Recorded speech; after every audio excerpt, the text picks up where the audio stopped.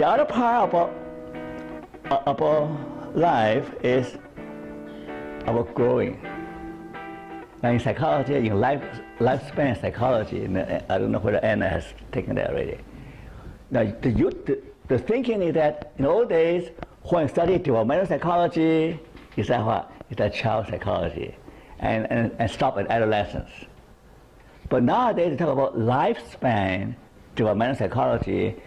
They cover the whole lifespan, from childhood, from babyhood, to very, very old age. Now, here's the trick. Name one area that you continue to grow, that you continue to grow until you drop dead. Okay? We know that physically we are downhill after 30. I think most of you are downhill, right? And the first goal is hearing and eyesight. I mean, after 30, you start decline. Self-knowledge. Age. No, self-knowledge. Self-knowledge and wisdom and spirituality. You can continue to grow in wisdom, in spirituality, know more about God, know about the spiritual side about yourself. And also, we grew from self-centeredness to self-transcendence.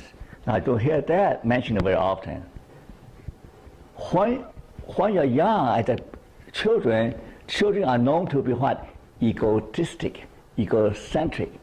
The whole world revolves around them. Their demands must be made. If their demands are not made, they scream help, okay? They cry. Okay? So children are very egocentric.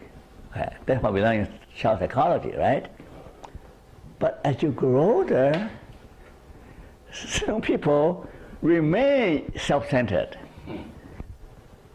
The most miserable people on earth are those who never grew up.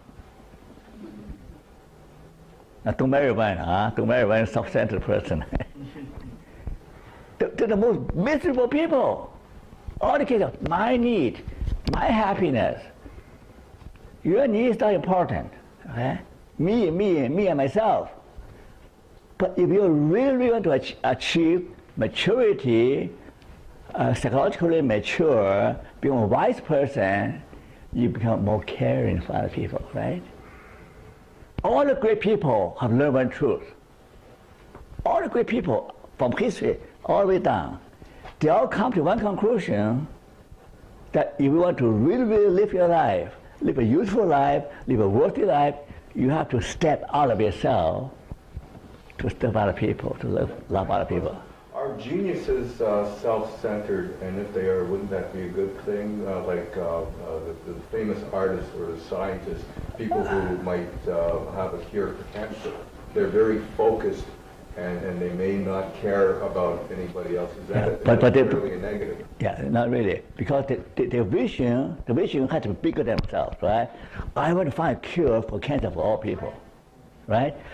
Van Gogh, he said, I want to create people, I want to capture the beauty in nature for all people. Okay? Steve Jobs, they say. Steve Jobs is probably not a nice person to work for. Who? Steve Jobs of Apple. Oh yeah, not big deal. Personality, yeah, some genius are not good worker, but their great achievement is really motivated by a vision of serving. Okay, so I mean, personality, sometimes it can be difficult to work with, but the life is worthwhile because they're dedicated to a vision of serving many people.